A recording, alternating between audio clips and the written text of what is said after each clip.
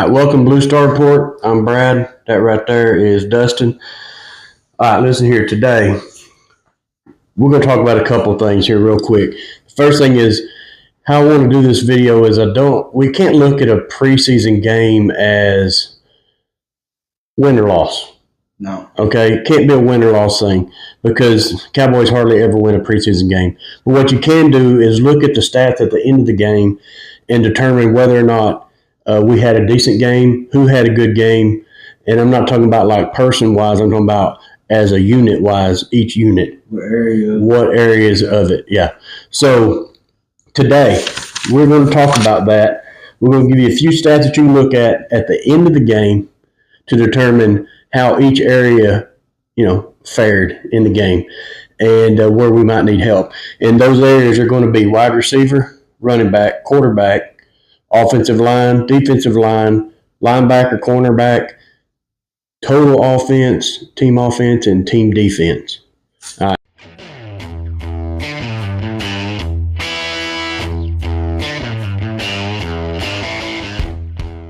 So we're going to jump right into it. Jump right into this. All right, the very first one is going to be, we're going to do the offense first, and the first one's going to be wide receiver. At wide receiver, 4 catches on 5 targets for 45 yards. What we want is, because they rotate these receivers in so often, we want 2 or 3 receivers with about 4 catches for 45 yards each. We don't want one receiver for 150 yards. No. I mean, be nice if you find your receiver, but what we're looking at is the ball being spread around 2. That means that there's 2 or 3 different people getting open and getting separation enough to get the ball. Yeah. Okay. So what you want is it spread out. We want to be able to look at the end of the stats and go, those 3 guys had 3 or 4 catches, 5 catches, anywhere between 40 and 60 yards. That's a good number that you can hit and say we did pretty well in that room, wide receiver room. Yeah. And we want our offensive line to be able to help us out in our running game. And 145 yards, maybe 145 yards plus, yeah. That'd be a good day for the team as a team. Offensive line. Yeah. All the running backs. And the offensive line. One running back got 100 yards, that'd be nice. Yeah. That'd be nice if we had one to get 100 yards. But I don't see that happening. I don't know. They're going to have so many people. Yeah, they're going to be rotating a lot. So all total, if you look at the end, like you said, 145 yards. Yeah. Yeah. And then I'm going to jump to actually the running back itself. If you have what we need to look for, and this is also going to go with the offensive line as well, but you want your running backs to have a 4.0 average. Yeah. Plus. Okay. If they have a 4.0 plus, your offensive line's doing their job. They're doing their job. You'd like to see a running back have 80 yards, or depends on how often they rotate them out, 80 and a 60 or 80 and a 70, something like that. Yeah. And if that would mean both your running backs did well, your offensive line did well. Yeah, I also want to try to keep Milton upright. And if we can, the offensive line can allow 1 sack, maybe less than that. Yeah. And no pre-snap penalties. Yeah, that's huge. We had 6 pre-snap penalties last week. Yeah, and that's a big deal because Schottenheimer was pissed off about that. He said if they can't have discipline and do it right, next man up. Yeah. I don't want nobody that can't do their job. Yeah. After the snap, that's a different story because you got guys in there fighting grown ass men. Yeah. Fighting. There's going to be a little holding. There is on every single play. Yeah. But that pre-snap stuff, that's got to go. Yeah. That's got to go. 6 penalties. Yeah. And you're going to have the other thing when you talk about the 1 sack. I put the 1 sack on there because you got second and third string linemen in there. They did well last week. They kept him off his back. So I'm 1 sack. That might be pushing it a little bit sometimes. Yeah. It might be without someone that's not mobile. Yeah. But 1 sack, I think, is a good number. If you give up 1 sack, you think you did well. So, yeah, in that offensive line, I think you did really well if you just give up one sack. So when you go to the quarterbacks, because I'm assuming both quarterbacks are going to play to second, third string. So the guy that starts, I'm assuming it's going to be Milton, and I would like to see him get 175 yards passing. I see the Shawty said there's a bunch of the draft picks are going to get to play a little bit this week. Yeah, that's good. Yeah.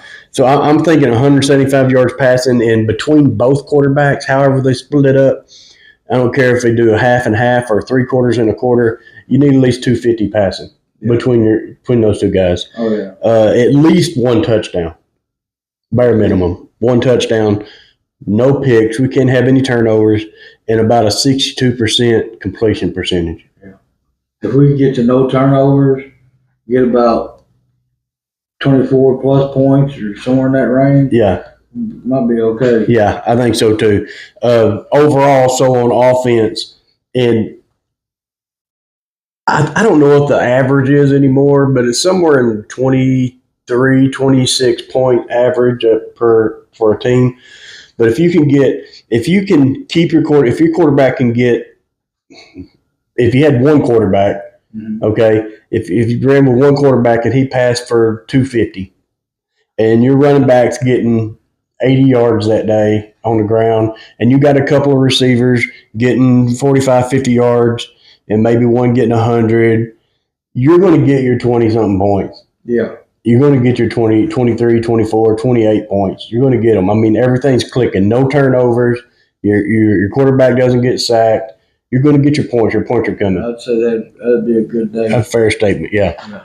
So let's run to the defense real quick. So on the defense, we're going to do the defensive line and linebackers together. This is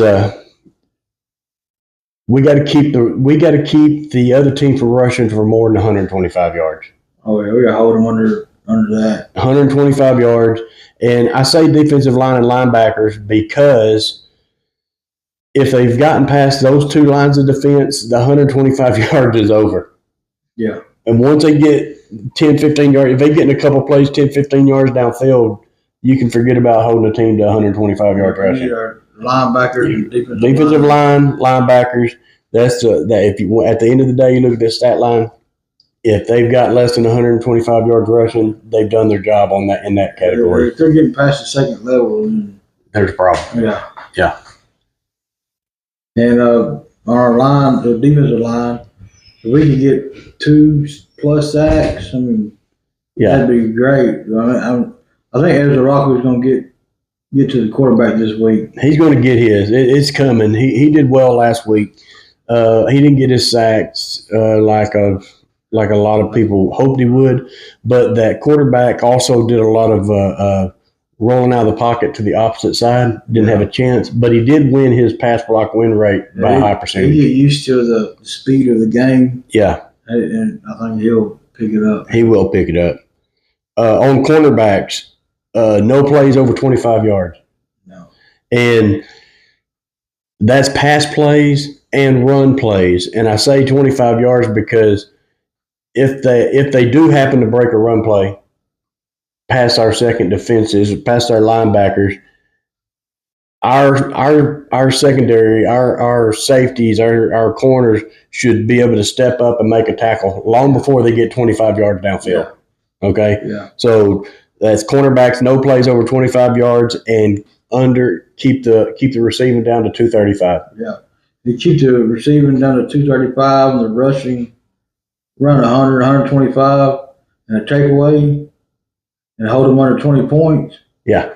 You should win that game. You should win that game. And even without the winning, if you can hold a team to 125 yards rushing or less and 235 passing, yeah, and you get a takeaway. Oh yeah. Then the result of that, the result of that should be by the end of the day you've held that team under 20 points that game. Yeah, you should get a W in the win column. Yeah, it's so much the win column. I ain't worried about that so much as the unit.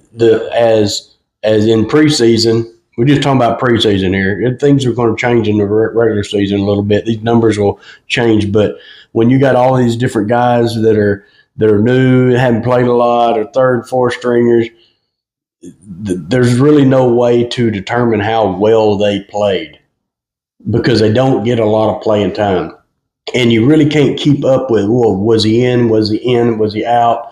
Who was in on that running play? Who was out on that running play? So as a overall, if you're looking at the game overall, how the units did, if you just look how the individual units played, wide receivers had, 250 yards receiving.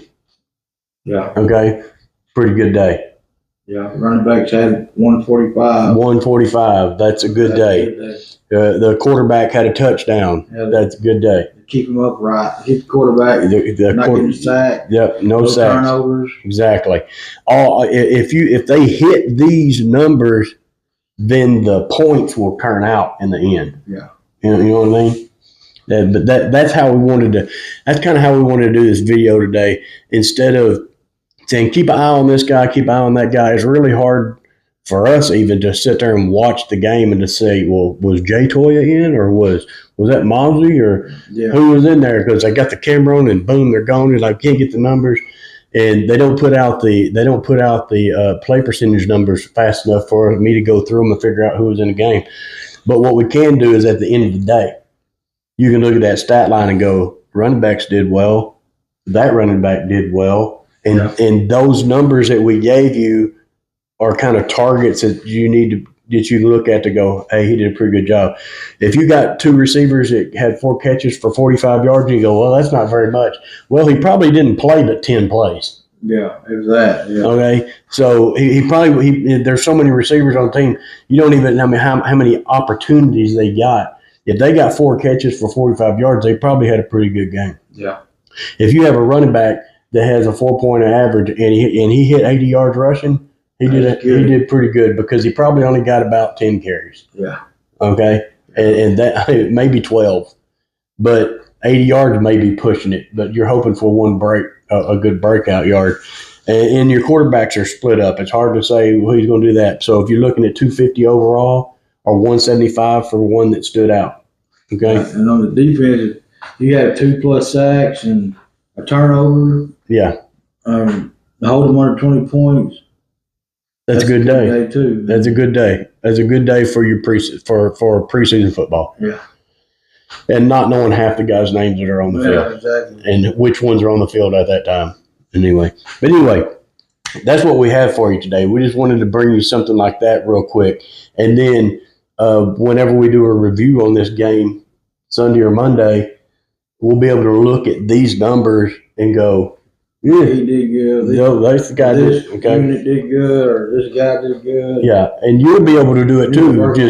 Just look at the end of the day. Look at the stat lines and look at some of these people, and these are good numbers. Like I said, when it comes to the regular season, these aren't great numbers. No, some of them are decent, but we don't want Dak throwing for 175 yards. That's for sure. We want him throwing for 250, 275, 300. Yeah. So I'm saying that's why the numbers are a little bit different. Don't look at, oh, this guy's not putting CeeDee Lamb type numbers up. It's not going to happen. No. Okay. So if you got a few catches here and there and that's what you really need to look at to determine whether a guy played well. Yeah. You know what I'm saying?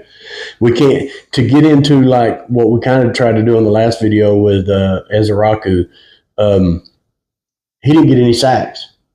So everybody's like, well, he didn't do any good. Well, if you break down and get into the numbers of it, he did really well. Yeah. Okay. He didn't have any tackles either, but they hardly ran the ball to his side. Yeah. Break down the analytics. And he did accomplish what he was brought in for, and that was to rush the quarterback. He didn't sack him, but he had a 33% pass rush win rate, which is the average is 20%. So he did really well. Yeah. Anyway, look at those. These are the numbers you need to look at for a preseason game. And we will get back with you Sunday or Monday, and we'll kind of go over these and see how we did. Yeah. See how it goes. Other than that, if you would, please like, subscribe, comment, hit that notification button, and we will see you guys again next week.